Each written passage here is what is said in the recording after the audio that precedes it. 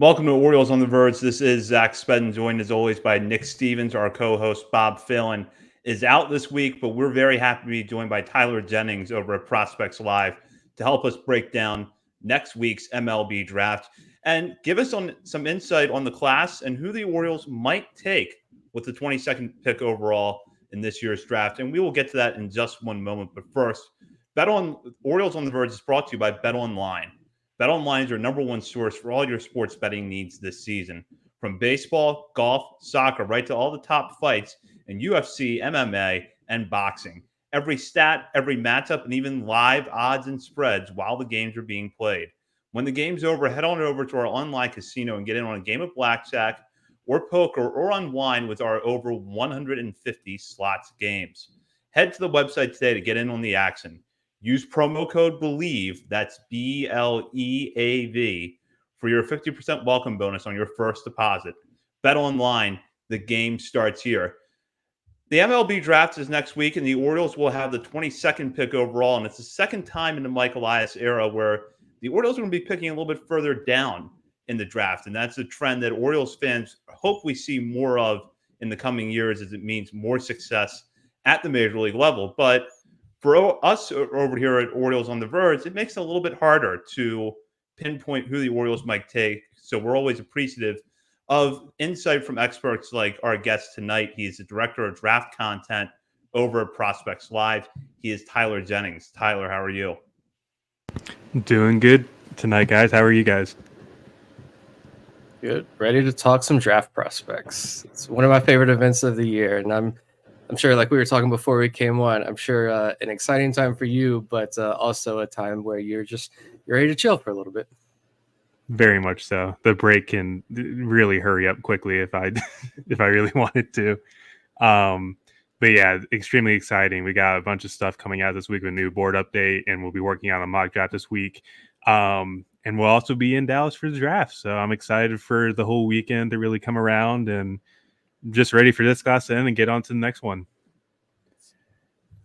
Well, this is a good place to start with this question, which is that since last year's draft ended, it seems like the consensus around this year's class is that it's not as strong in comparison to recent years, especially last year, and that it's especially light on pitching and high school talent. Do you believe that's the case?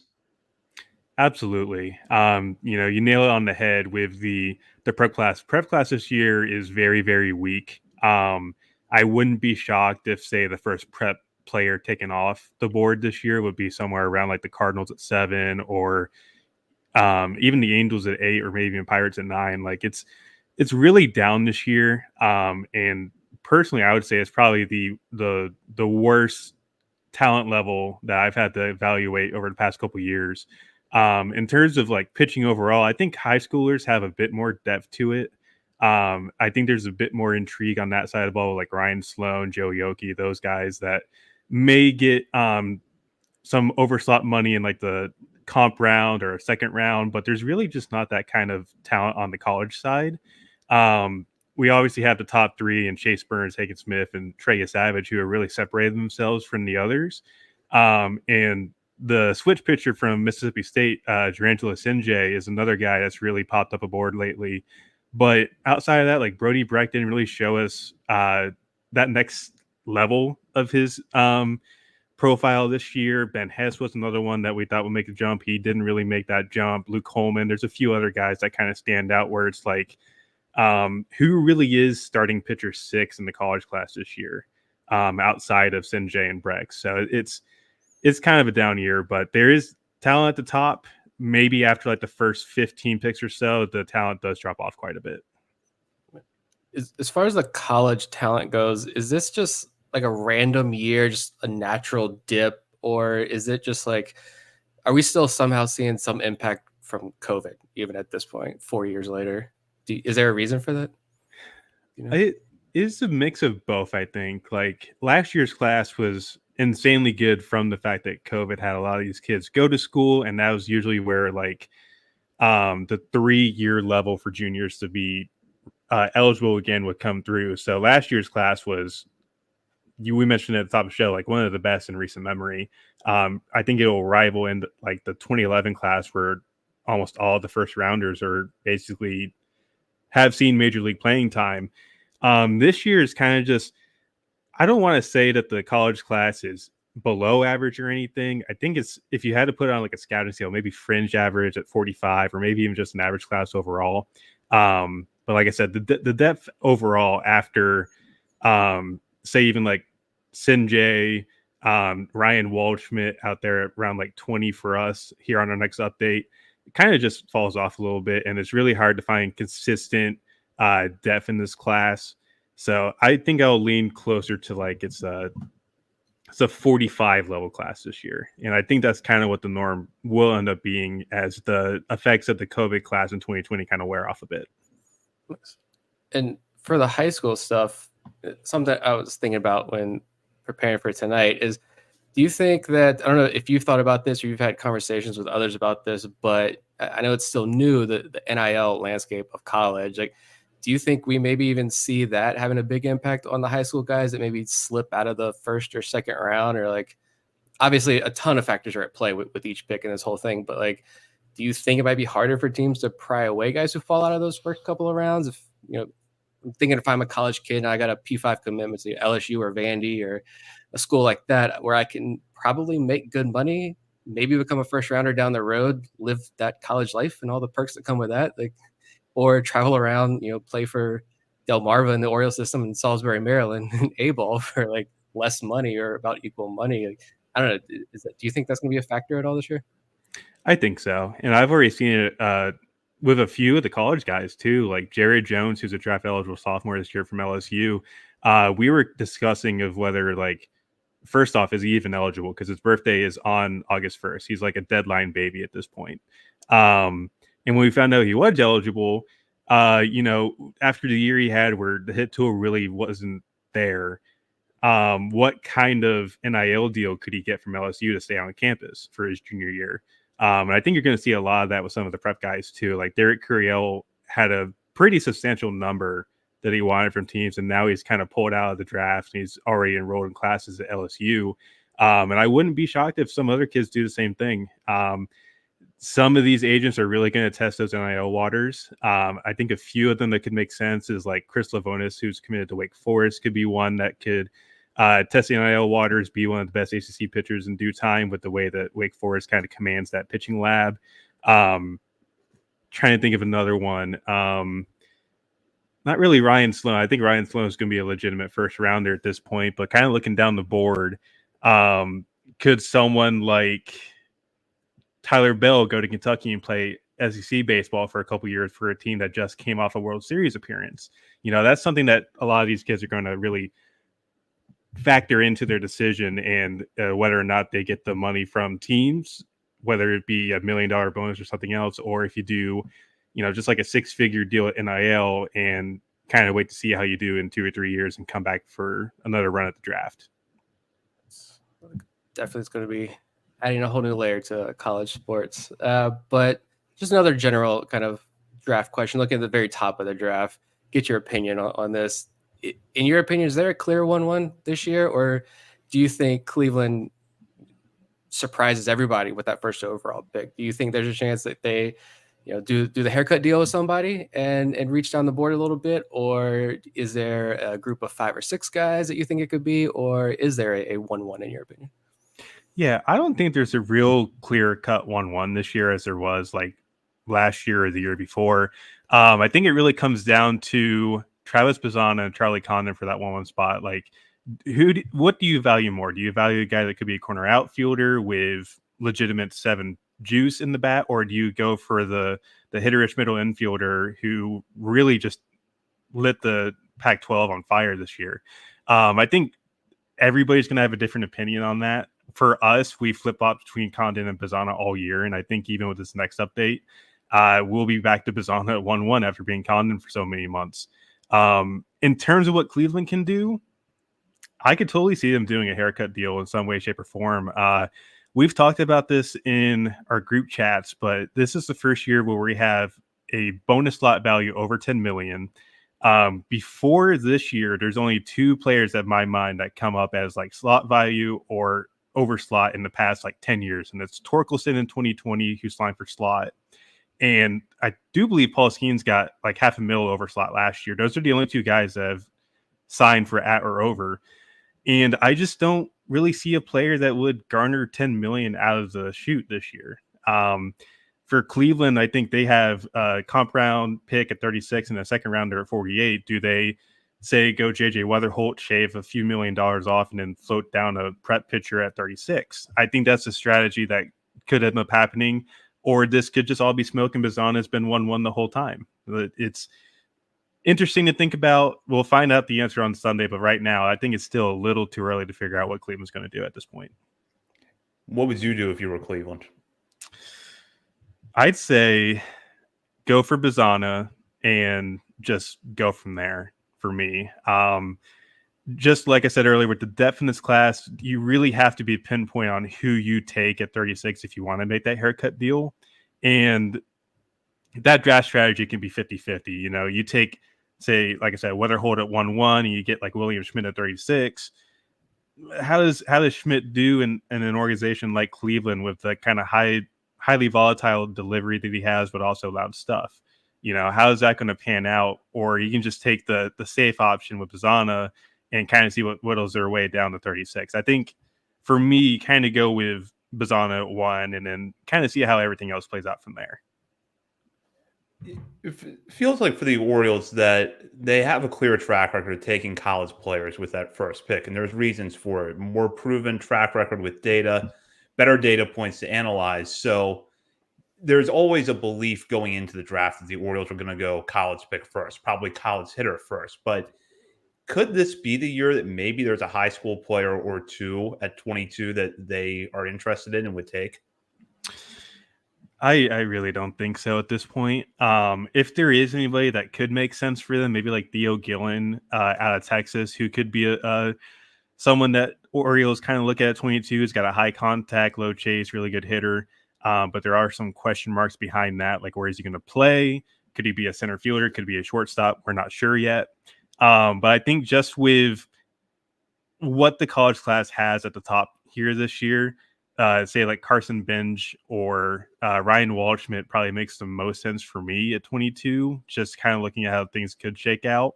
I think Waldschmidt overall kind of fits that mold better for the Orioles. The kind of like low chase, high contact guy, has pretty good mold of clay to work with. I've talked to a few guys who are like, he's still pretty raw in his abilities and can play either left field, or you can even give him a shot in right field if the arm improves.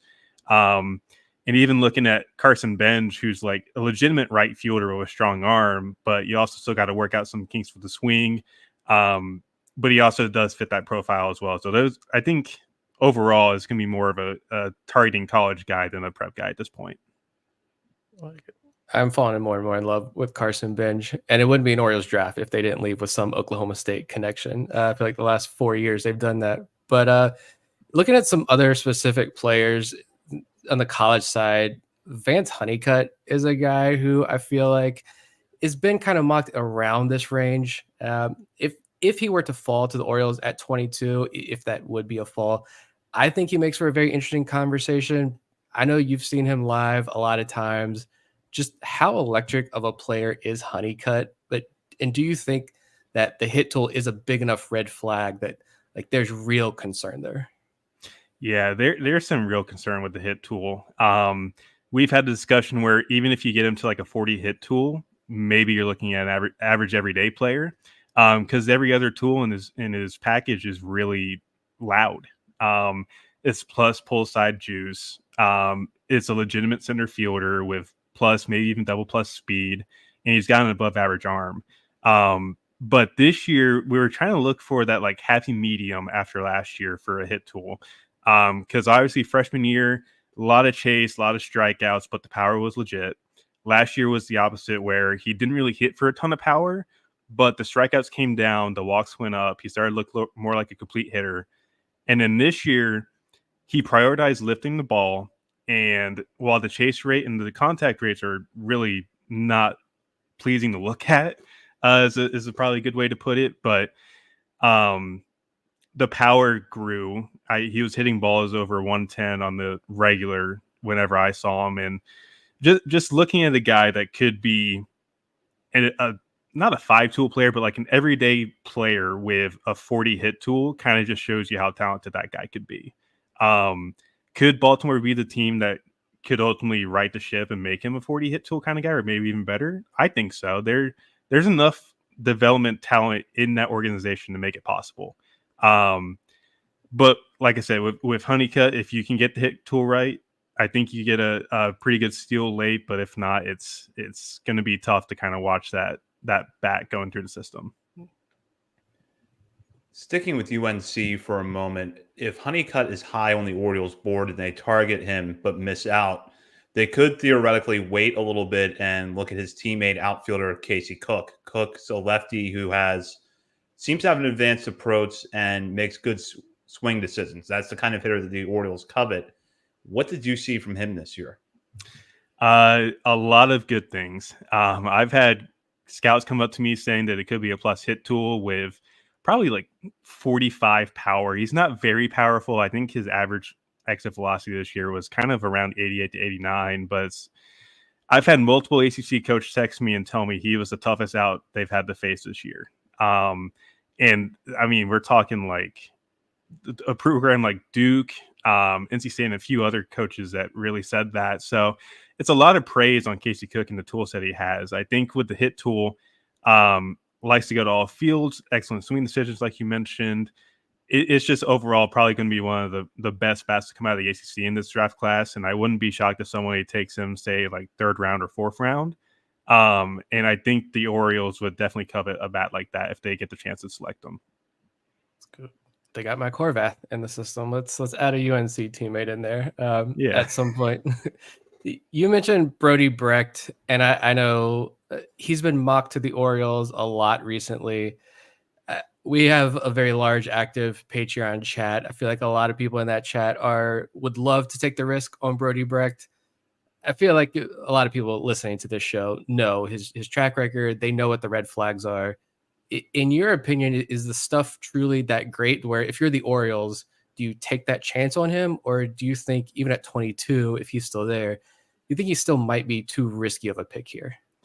Yeah, I kind of lean towards more of the risk side on that one personally. Pitchers are very volatile. They won't be the same as they were, say, like 2 years ago. We were having a discussion, like, for example, Noah Syndergaard, 7-8 years ago was one of the more powerful arms in the entire league. And now last year he was barely I think he was averaging like 92 on the fastball. So that kind of puts into perspective what could happen to Brody Brecht in the future. I'm not saying it won't, but there's just not a ton of evidence to support him still being like an upper 90s arm touching 100 like he is now. The command is still pretty shaky. He didn't really show us the command jumps that we were hoping for this year. Maybe a little bit later in the year, kind of down the stretch, he started to get better and the walks kind of started to settle down a little bit. But it's still not something I'm fully confident in as terms of like he can be a starter at the next level. I think the fastball is due for some regression. It's not the greatest shape wise, and it kind of hampers the overall grade for it a little bit. It's not like Chase Burns where you get 20 inches of vertical break and can miss bats upstairs. It's kind of like middle of the road, like 15 inches of vert, and you'll lose some vertical break on your fastball going from college to pro ball.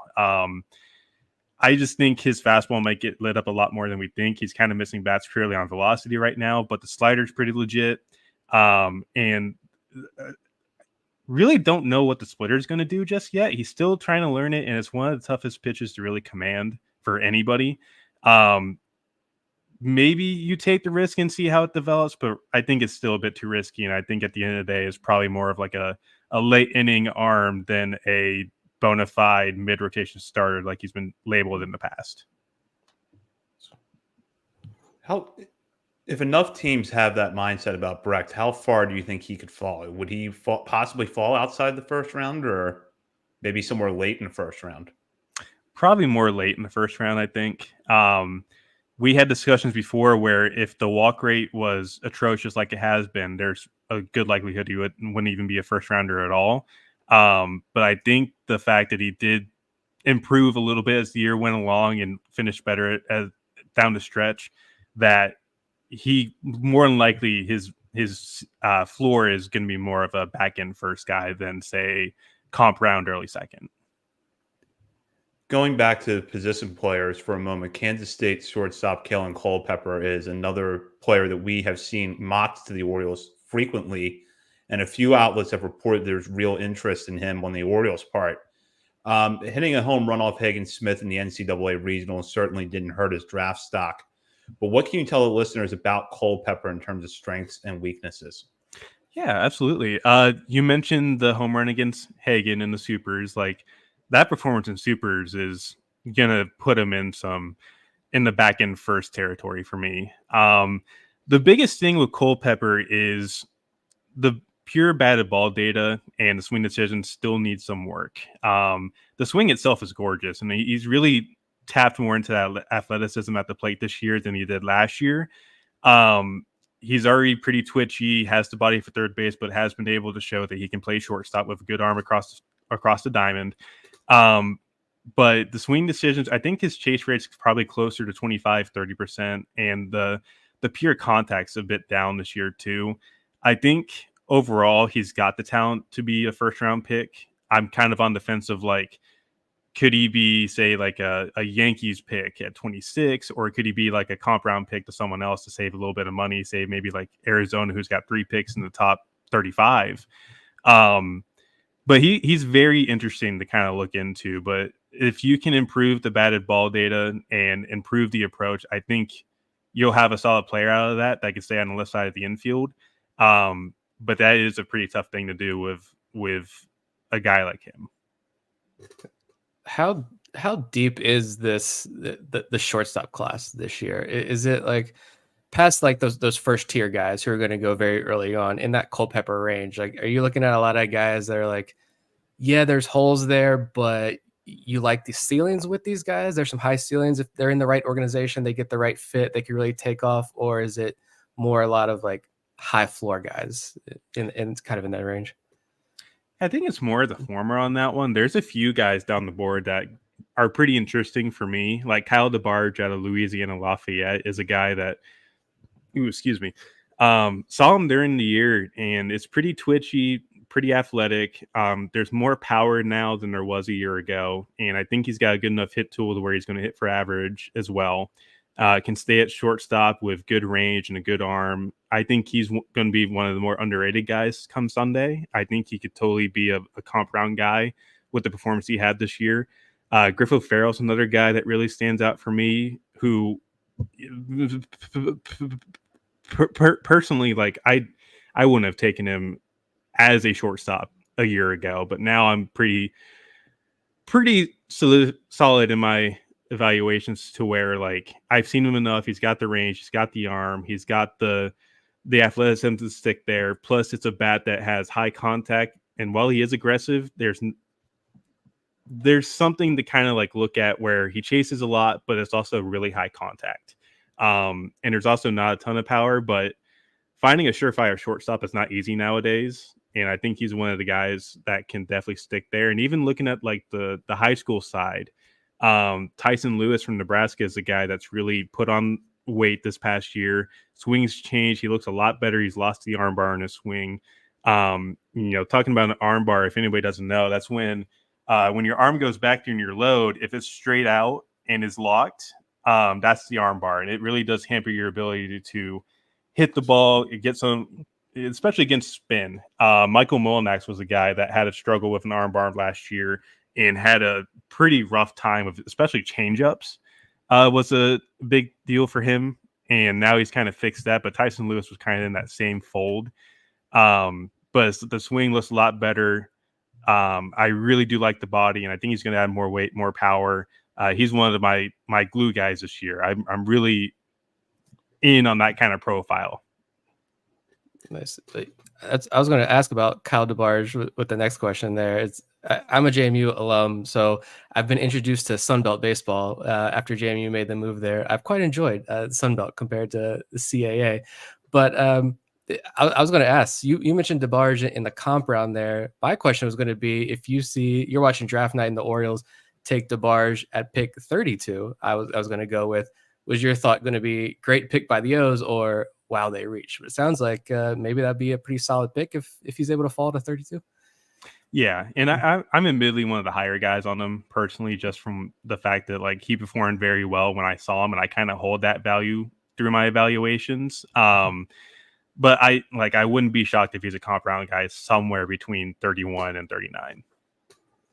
Like it. One other guy too, I want to ask about the shortstops. You mentioned Griffin Farrell. I think he's interesting. He's right across the mountain. I've been able to watch him.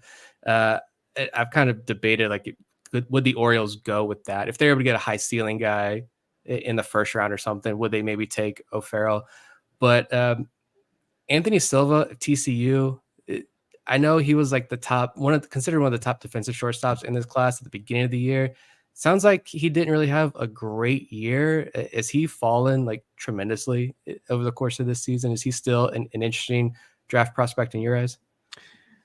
He's definitely fallen quite a bit. I mean, we had him probably closer to 30 or 40 at the beginning of the year.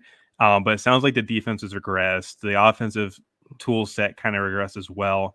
Wasn't really hitting for average. There's still some power there, but not quite the same as what it was last year. And he's a draft eligible sophomore. He's going to have the leverage to be like, hey, I can go back to TCU, bet on myself, come back a year later and make some more money. Or he can just take money now and, we mentioned NIL earlier. If it exceeds his NIL wants, he could just sign and go straight to pro ball. And if the right org picks him, I think he could be a guy that reverts back to form. But overall, like, it's really tough for me to say that Silva's even a day one prospect at this point. I think somebody may shoot a shot on him and maybe take him very late in the second round. But for me, it's more of like a third round, maybe even fourth round profile, with the fact that everything really did regress this year. A guy that we've had our eye on this spring is Duke left-hander Jonathan Santucci, who was recently on your show On the Clock with Jared Perkins. We're fans of his, and he came out firing to start this year after missing most of 2023 with an injury. But at the same time, he did struggle a little bit in ACC play. What did you see out of Santucci this year that stood out to you, good or bad? Yeah, I'll start with the good on that. Santucci's overall stuff is probably one of the best in the ACC. We're talking about fastball that could be great as above average, reaches it back for 96, 97 with good carry. And the slider is a pretty devastating pitch. It's kind of similar to Hagen Smith's shape-wise a little bit. It's got two-plane break, kind of that same velocity band, but maybe a touch less bite than what Hagen has. And the changeups looked pretty good when he utilized it. But overall, we talk about the bad. The command was just never there this year. There were multiple outings where he walked, 3, 4. I think there was even one outing where he walked like 7 guys, but also was no hitting and through 6 innings, which was crazy to see on a stat line for a college game. I think there's a little bit of worry with the delivery. I think he's a little bit stiff, and it's causing inconsistencies with his delivery going down the mound a bit, and not finding the release point really does suck. I think his strike percentage last I checked was somewhere around 60%, which isn't great overall. I would like to see how he fares in pro ball personally. And he's a fantastic human being. I enjoy talking to him on the show, and I wish him absolutely nothing but the best. But from a scouting standpoint, the command really does scare me a little bit. Tyler Matzik might be a good comp to kind of go with on Santucci a little bit, kind of similar stuff, but had command issues. He, for me, not really a starter right now. I think he's a reliever when everything's said and done. Looking at some of the later rounds, your day 2 picks, who are some of your personal favorite guys that you've seen that you're excited to see where they go in this draft? Yeah, I'm going to go with a Fun Belt option. LP Langevin from Louisiana is a guy I really enjoyed this year. One of the best fastballs in the entire class. It kind of profiles as a dead zone. And with dead zone, you're looking at pretty similar vertical and horizontal numbers. But with him, he's got the low release, the low vertical approach angle, and just the all-around metrics to really miss bats at a high rate. I think he missed bats at like a 45% rate with the fastball this year, which is nuts to think about, even if it is, the Fun Belt. And he's also got a good slider and a good changeup to go with that too. I think he's going to be one of the more underrated arms later on in the draft. And looking at a couple other guys that really make sense for me, there's a guy we were looking at the other day, Nathan Flewelling from Alberta, Canada, is a catcher that's committed to Gonzaga. That's really interesting. Teams really do value youth in their evaluations, especially if you're a model team, which I do believe the Orioles kind of are that model organization. So looking at Flewelling, he's 17.8 on draft day, which is going to be on one of the youngest ages in the entire draft class. Very strong, very compact frame, can stick behind the plate, has a good barrel accuracy and good swing to go with the power that he has. I think he's going to be one of the better prep guys that goes higher than we think, given the age and the tool set that he has.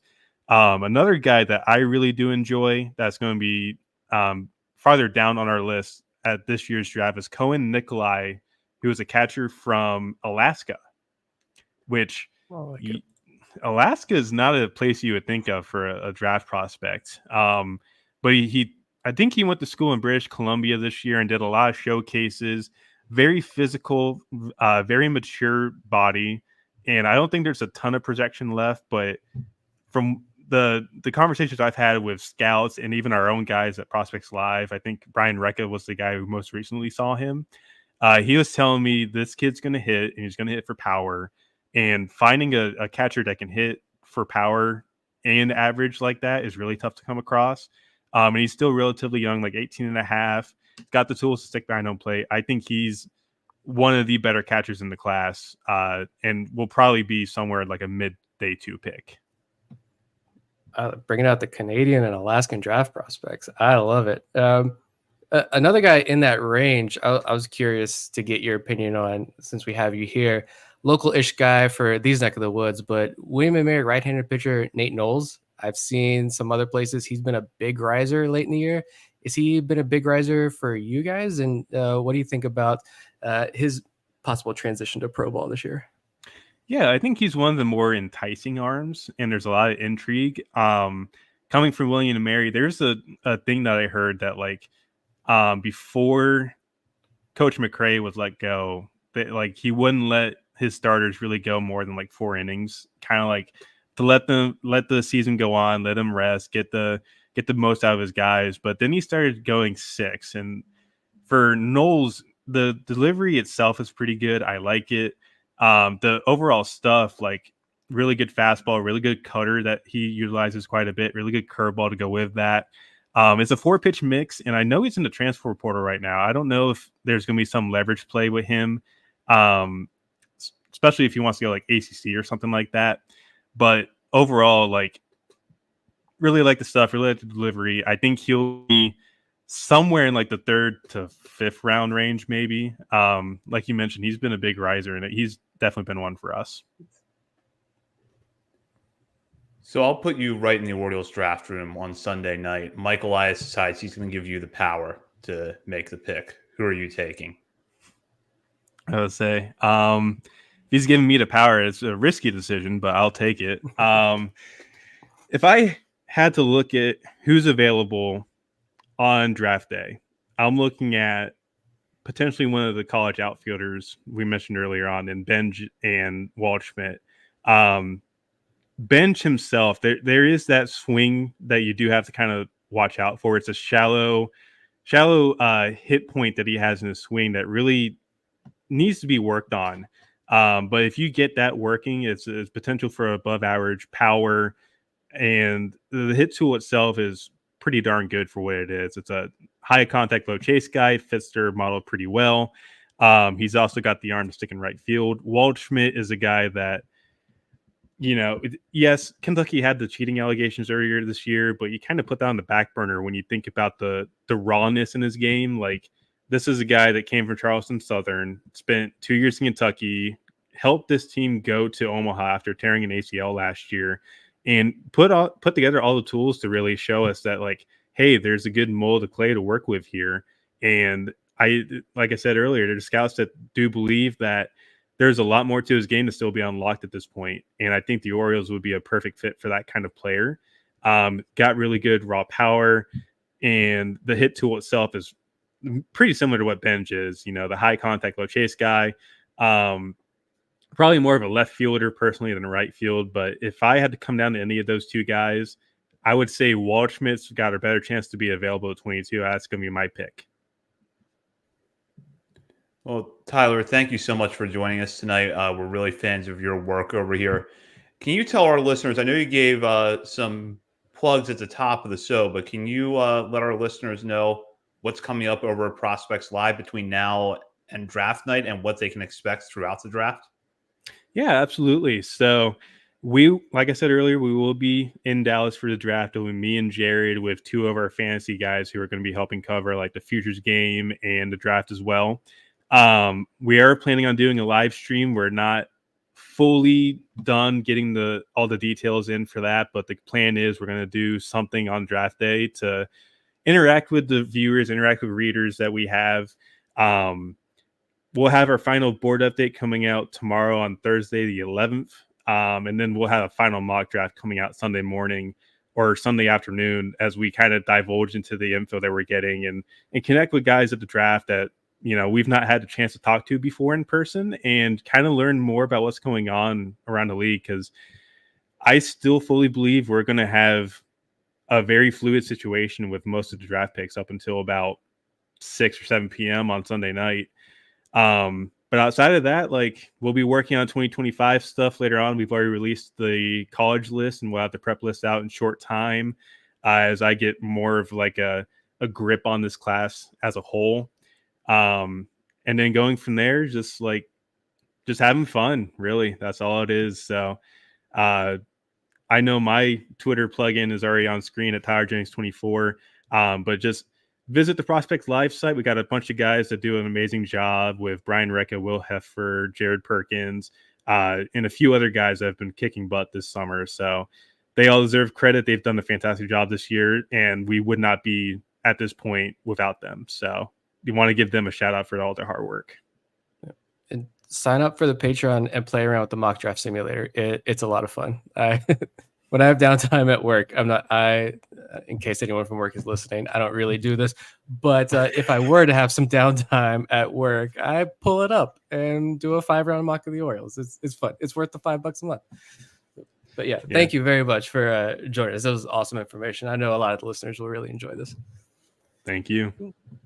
Awesome. That does it for this episode of Orioles on the Verge. Nick and I will be back later in the week to break down the 4 Orioles who were selected to the Major League All-Star Game, talk about Samuel Basallo's selection to the Futures Game as well.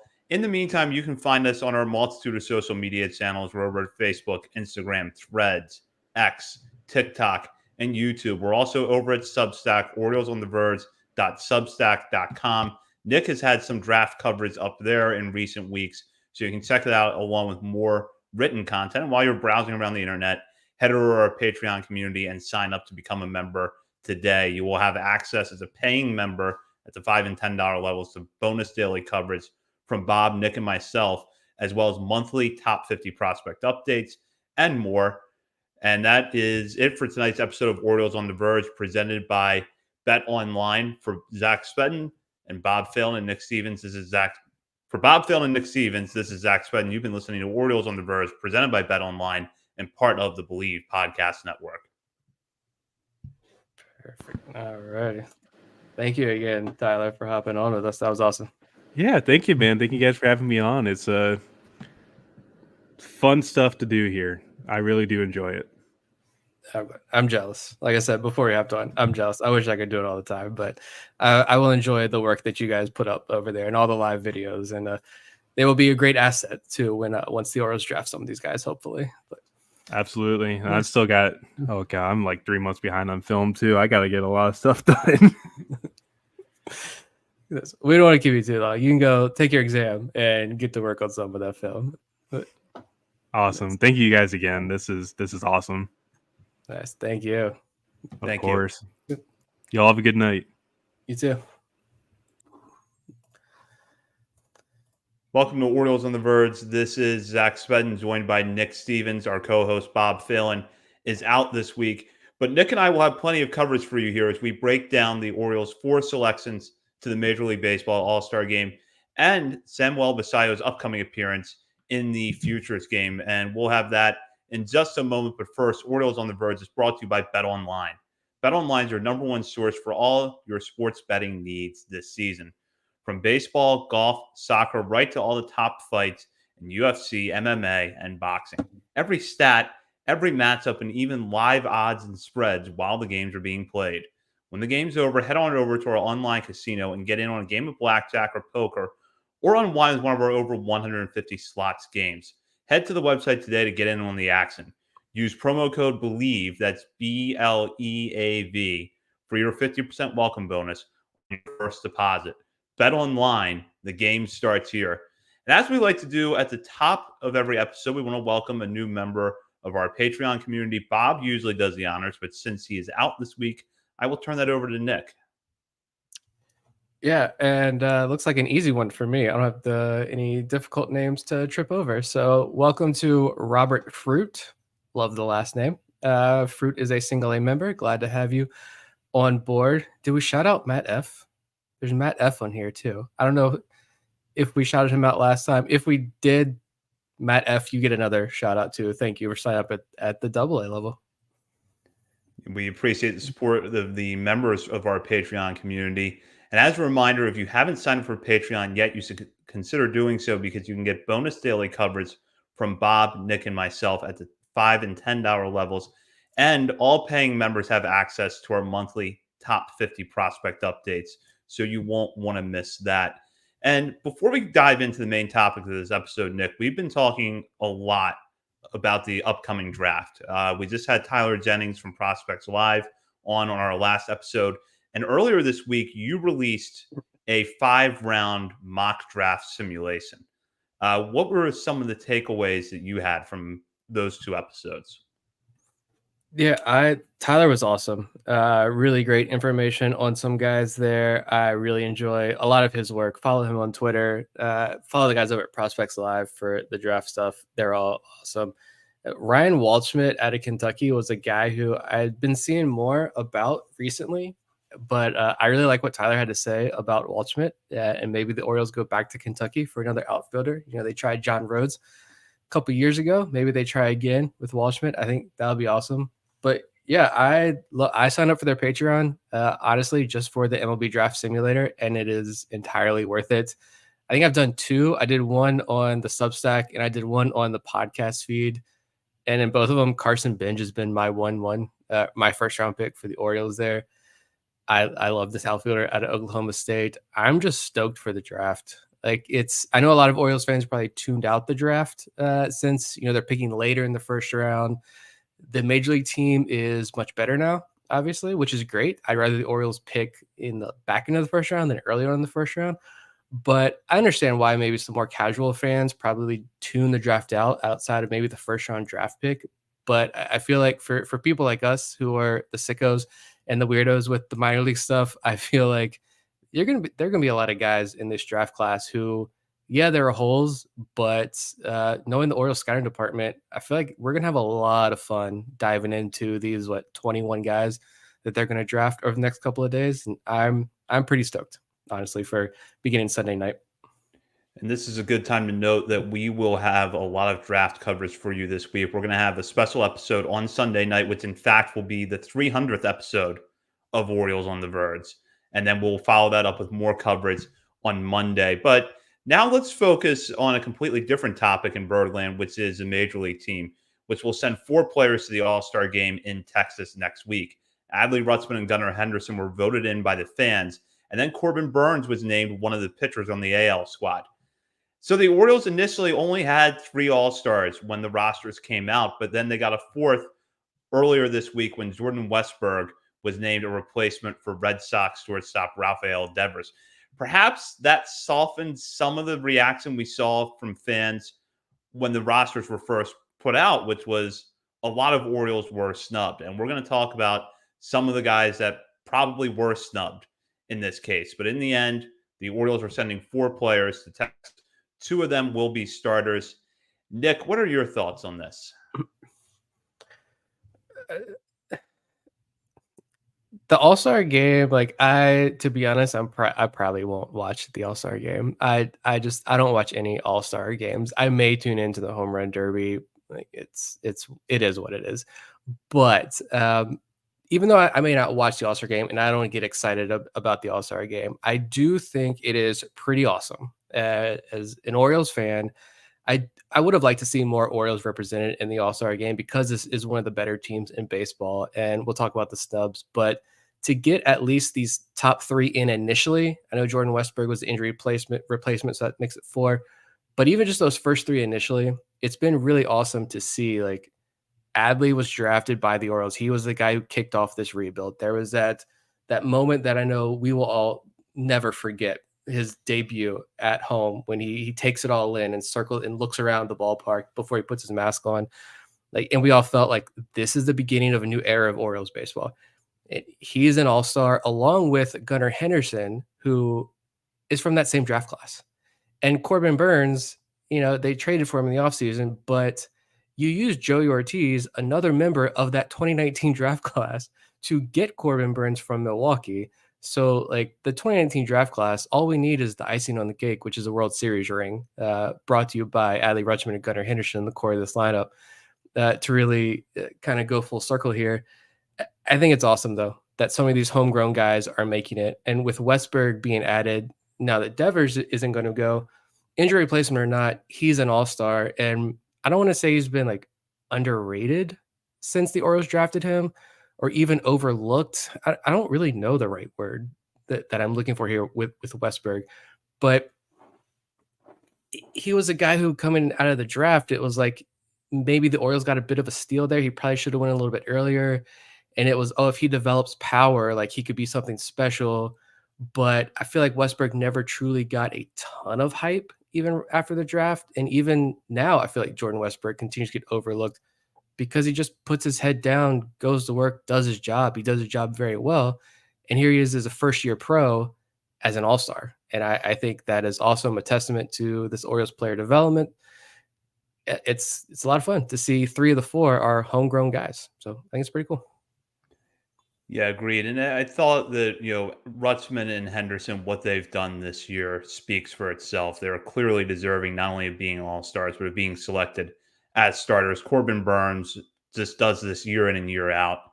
And with Westberg, when I saw the rosters released initially on Sunday, his omission was the one that irked me the most. And I think it's for the reasons that you mentioned, which is that he's a guy that kind of flies under the radar as it is. And he's been putting together one of the best years of any Oriole and frankly of any infielder in the American League. Yet you had Marcus Semien on the roster and not Jordan Westberg. And I know that I'm singling out Semien, but he's a good player who's not having a very good season. So I saw that and I'm like, well, why isn't Westberg here? But then the news that came on Tuesday that he was going to be selected, I thought was so fitting for him because it feels like if he had been doing this 2 or 3 years in a row, he probably would have been voted in by the fans or at least been a no doubt to be selected as a reserve.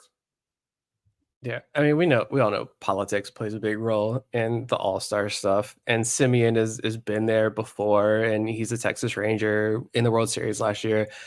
But like with Westberg, I just go back to when we were talking about Gunnar Henderson a couple of weeks ago, and I think I mentioned it was an episode of Rates and Barrels, and they had Katie Wu on, who's the beat writer for the Cardinals for The Athletic, and she was talking about Gunnar Henderson because I think didn't Baltimore go to St. Louis earlier in the year? I think when Baltimore went to St. Louis, even Katie was talking about like that was the first time that I'd seen Gunnar Henderson, and it was like, whoa, like this guy is actually really, really good.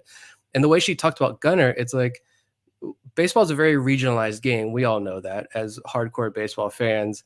And so if the rest of the country is just now learning about Gunnar Henderson, like they're not going to know about Jordan Westberg. Like no one knows who Jordan Westberg is outside of Orioles fans. Very few people outside of Orioles fans know who Jordan Westberg is. He's an all-star though, and he's going to be on the national stage, and more people are going to get to know who he is in this game. Hopefully he has a good showing, but it doesn't really bother me too much to see these guys get left off like that because like we as Orioles fans know, I feel bad for them. Westberg can say, I think that announcement came out like an hour. So it was right after, I think some of the beat reporters tweeted out a quote from Westberg. He was like, oh, I wasn't even thinking about it. It's like, it's whatever. They're like, he was thinking about it. I'm sure he wanted that. And I'm sure these players, they want that appreciation. But like, we know he was all-star caliber player. We know how good of a player he is. It's like, me as a fan, I don't need to see these guys in the all-star game to get that recognition, but it's good to know for these guys. It's good for them. I'm happy that they know, and they can now tell the rest of the world that, hey, I'm an all-star. This is who I am. Welcome to the Jordan Westbrook show when he gets that call in a couple weeks. Let's shift to the guys who weren't selected, because we know that there was a lot of speculation leading up to when the rosters were announced that Craig Kimbrell, who, for all of the ups and downs Craig Kimbrell can put you through during a given series and even an outing, has statistically been one of the better closers in the American League this year, keeps moving up the all-time saves list. He is not in the game. Grayson Rodriguez, clearly the second best starter on this team, behind Corbin Burns, and a guy with the numbers that merited consideration for the All-Star game. He is left off. Brian O'Hearn is left off. He's having a very good year. And Anthony Santander, who, after what was a historic month of June, gets left off. Did any of those players not making the game surprise you? I would probably say Kimbrell, just because he is that veteran. Everyone knows who Craig Kimbrell is, for good or bad reasons. I'm surprised he didn't make it, because, again, that's a guy who I figure MLB would be happy to have on that roster, knowing that Philly fans are going to tune in, and whether they're going to cheer for him or cheer against him in that All-Star game. Like, he's got lovers, he's got haters. People are going to want to tune in and watch. What does Kimbrell do in that situation? I think I was listening to a Mariners podcast earlier, and whoever for the Mariners that got selected, was it Kirby or whoever it was? I don't know. Whoever it was for the Mariners that got selected, I think they're scheduled to pitch like the day before, like the last game for the Mariners before the All-Star break. So he's not going to pitch in the All-Star game. So there's one replacement they're already going to be looking for. I wouldn't be shocked if Kimbrell eventually gets in due to, guys not being able to pitch because of where they're pitching in the rotation, or if an injury pops up. Grayson, I don't know. I have a harder time seeing him make it, but I wouldn't be shocked at all to see Kimbrell eventually get named over the next couple of days. Yeah, I agree. And to focus on the other three players for a moment, I thought with Rodriguez, there might be the whole narrative of him coming back to his home state in Texas that could make him an interesting pick for a game, but it also does feel like, okay, maybe he's a year away now. O'Hearn, I wanted O'Hearn to make it, but I wasn't surprised that he was left off, and I can't sit here and say that I think it's a big snub that he's not on the roster.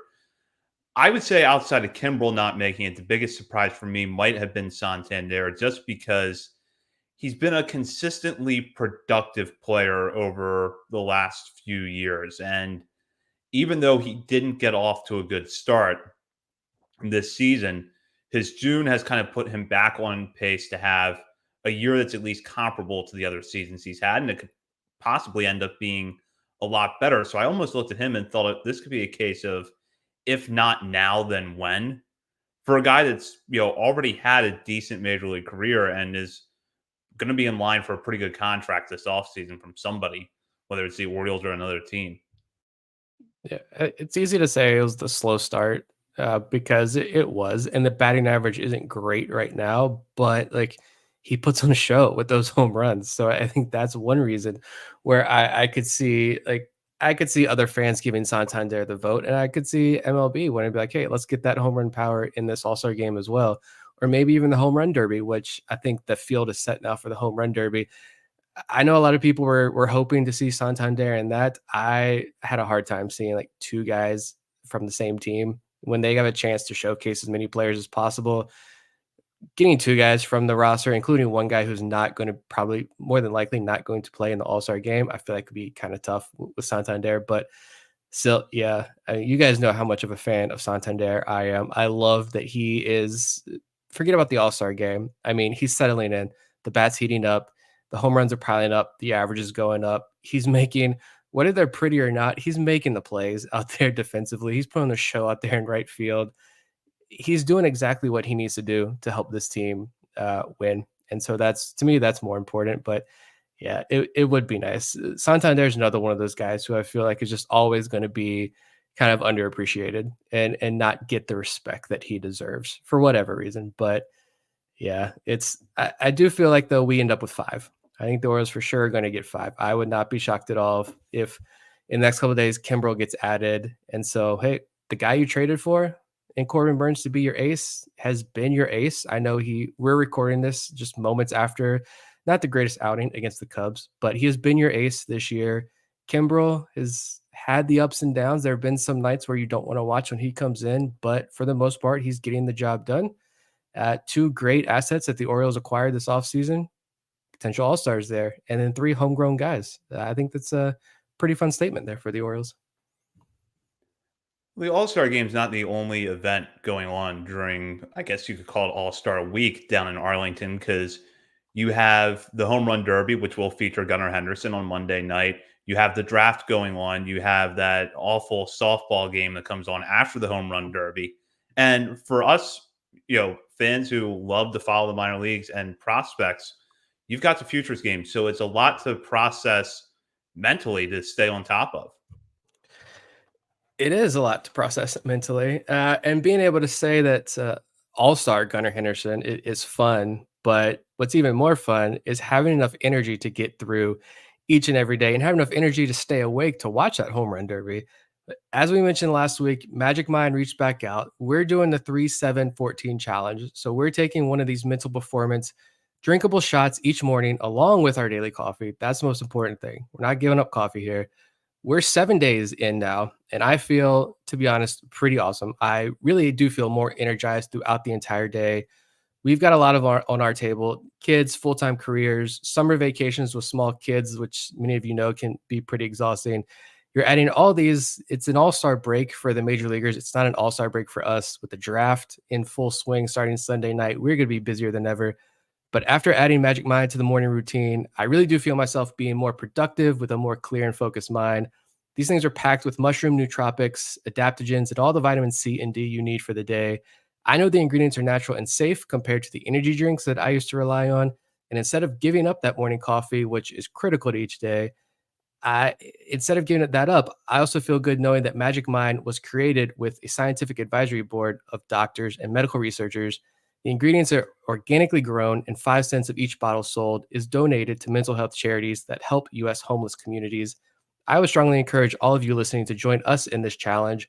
Magic Mind is 100% refundable for up to 100 days after your purchase, so there's no risk in giving this a try. You have a limited time offer you can use now that gets you 48% off your first subscription or 20% off a one-time purchase with code OnTheVerge20, that's 20, at checkout. You can claim this discount at magicmind.com/ontheverge. You won't regret giving this a try, so go claim your 48% off a subscription with code OnTheVerge20.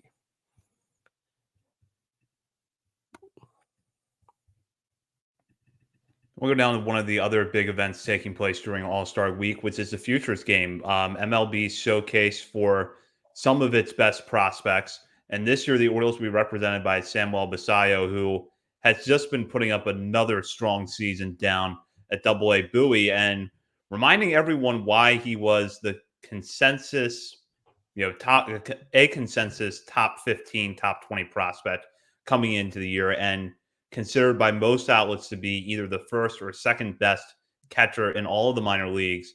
So his selection is not a surprise, but Nick, you talked earlier about the All-Star game being a chance for players to showcase themselves. That's true to an extent of the Futures game. Maybe it doesn't get the same attention that the All-Star game does, but this is going to be, for many in the national media, perhaps the first time they see Basallo. And with a little bit of playing time that he's going to get, what kind of impression do you think he can make? Yeah, I feel like Major League Baseball just goes out of their way to make sure that this game doesn't get the hype that it deserves. It's down to 7 innings. It's been like that for the last couple of years, and it's a 7-inning game. And I think I heard a reporter, again, I think it was Rates and Barrels. Shout out to Rates and Barrels. At least it's a great podcast, as much as we mentioned them. I think they were talking about how like a lot of people covering the game probably won't even, because of when it's being played, they probably won't even be able to make it out to go watch the game, which is a change in previous years just due to the scheduling, which sucks because this is one of my favorite games. I mean, All-Star game, take it or leave it. I'm not a big fan of any All-Star game in any sport, but the Futures game, I love because you get to see all these top prospects in one place. And a lot of these, the track record for these guys who play in the Futures game to become like bona fide major leaguers is pretty impressive. I know Baseball America puts out the list like every year, the percentage of guys and who exactly goes from Futures game to major leaguer. Chance Cisco played in this game. We'll ignore that fact. I gotta take the shot at Chance Cisco whenever I can. But with Basayo, like we talked all the time, a lot of Orioles fans don't understand the personality this guy has. And we talked with John Mioli about that when he was on a couple weeks ago. This is a fun kid who loves the game of baseball and is very passionate about this game. And not only is he going to play in the Futures game, but I think it was just announced, was that today or recently, that he's going to play in one of those like challenge games that like they a call your shot challenge. And they've got different games that they're going to play with these kids as well. And Basayo is going to partake in that because I think he's taking the spot of Brooks Lee, who's now in the major leagues with the Twins. Good for him. Another opportunity where fans, not even non-Orioles fans, are going to get to see how fun this kid is. And I hope he puts that, of course, I want to see the home run power, that raw power on display for everybody. Hopefully not so much so in front of, other organizations who would like to trade for him, but other fans across the country like deserve to watch Samuel Basayo hit a baseball because we get to enjoy it every night and it's a lot of fun. But more than that, we get a chance to see who this kid is. He's a 19-year-old kid still. And even Orioles fans who don't know about that personality, hopefully it's on display here next week when he partakes in this challenge. Yeah, absolutely. And the challenge is going to be a fun showcase for him. And I also wonder because you'll hear a lot from prospect outlets about batting practice. Sometimes it's a futures game. I get the feeling he's going to put on a good show in BP. But like you said, I hope he gets two at bats in this game because this increases chances that he's going to get a hold of one because we have the chance to watch it pretty much every night during the season. And what he can do at the plate is impressive. But for him to hit a home run in the futures game would be, I think, a real eye opener for a lot of people. I feel like I remember when Adley played in the game and the way Ryan or Eric Longenhagen talked about Adley's BP was just like he needed a moment by himself when talking about that. Like it was just gushing and glowing review of Adley's swing. I can't wait to hear how people describe Samuel Basayo's batting practice swing. And thinking about like defensively, even I'm sure he's probably gonna catch. But honestly, I kind of hope he plays first base as well. I think that's going to be a lot of fun because, well, actually, I don't know now thinking about it because so many people have questions about the defense. This would be a really good opportunity to showcase that arm behind the plate, maybe if guys are aggressive on the base pass in this game. We'll see how that plays out. But if he's got a chance to show off the arm behind the plate and show off his defensive abilities, that would be really cool. But again, this guy also plays a really, really fun first base. Like the diving plays, the instincts he has over at first base for being a 19-year-old, very large mammoth human being, that could be fun to put on display as well. So I'll be interested to see where he plays defensively. But yeah, I agree. I hope he gets multiple at bats.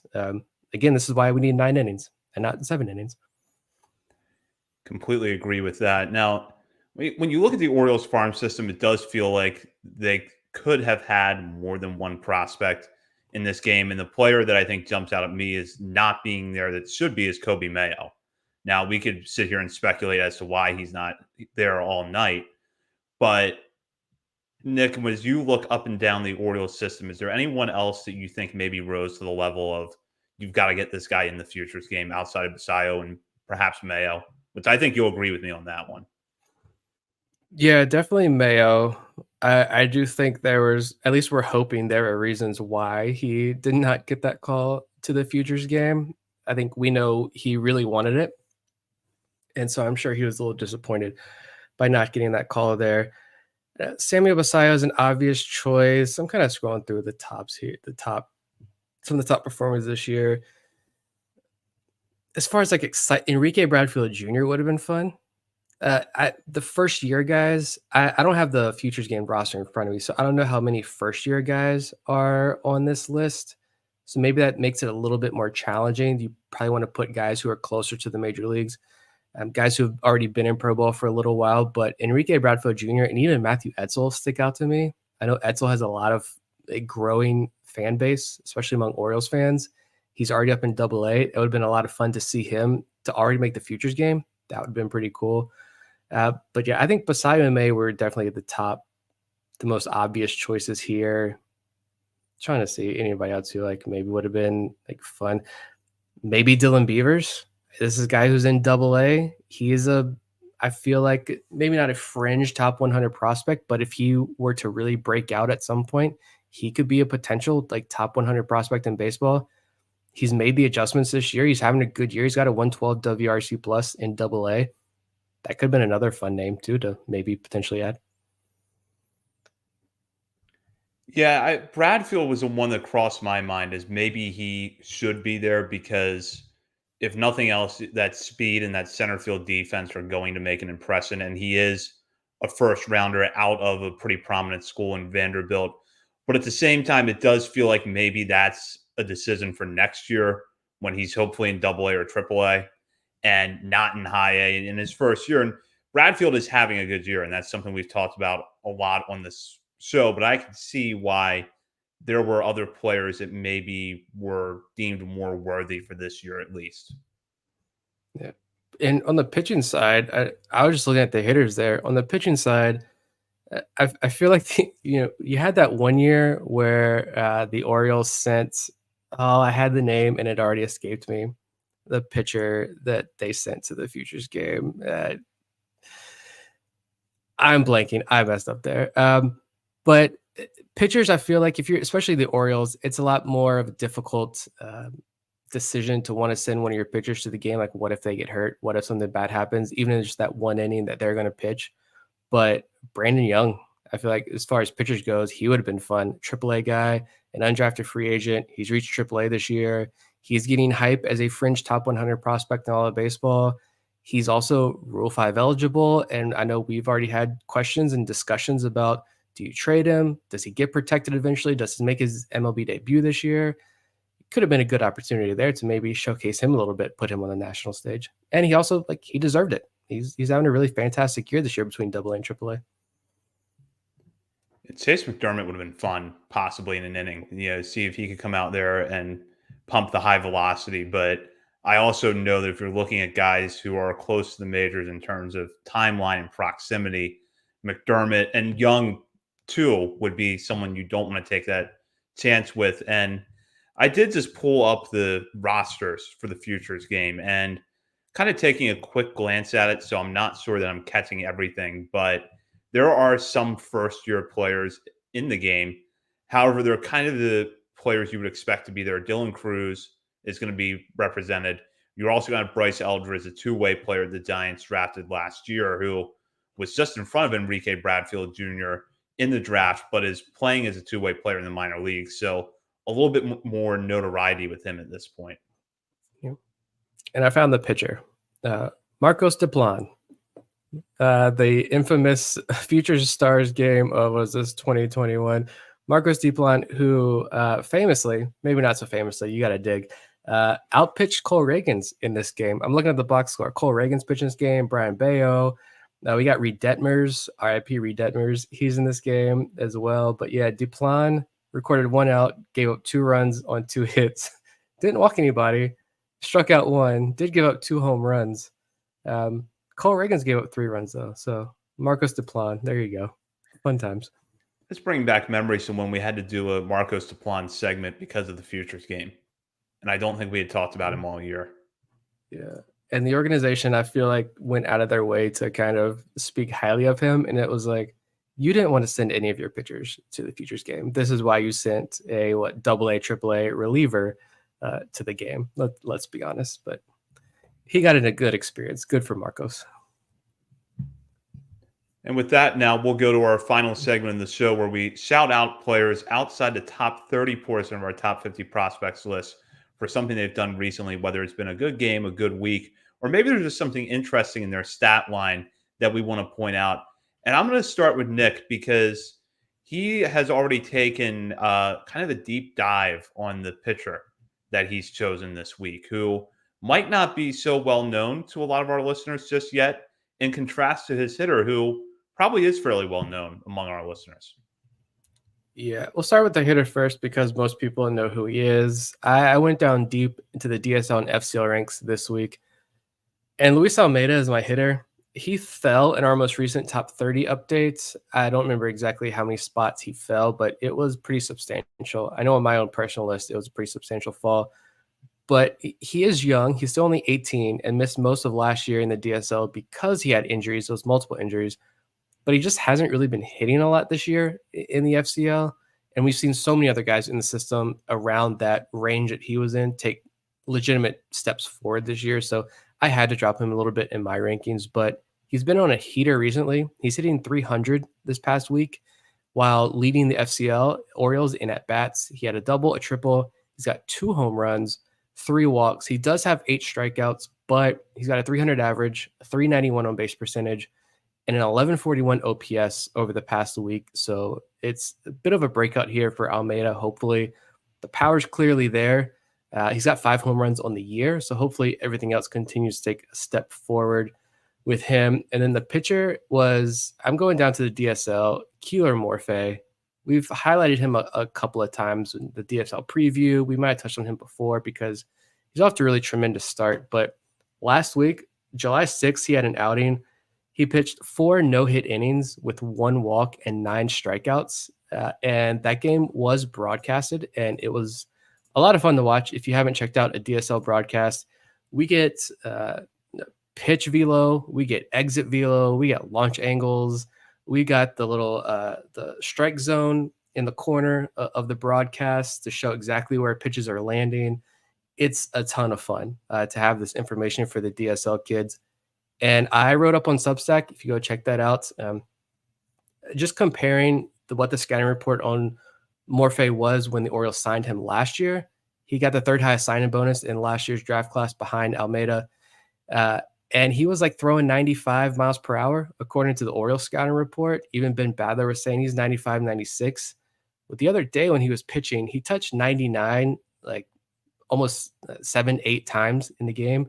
And then in his 4th inning of work, he actually touched 100 on the radar gun. So he is having a tremendous year in the DSL. It didn't go good for him last year, his first year, but he's made 5 starts, 16 innings. He has a .56 ERA, 29 strikeouts to just 5 walks. And he's hitting 100 miles per hour, even though he is a 18-year-old kid who is listed at 5 foot 8 inches. So pretty impressive week for Morphe down there. Yeah, his start over the weekend was absolutely dominant. And if you have not had a chance to check out Nick's Substack piece yet, go over to Substack now.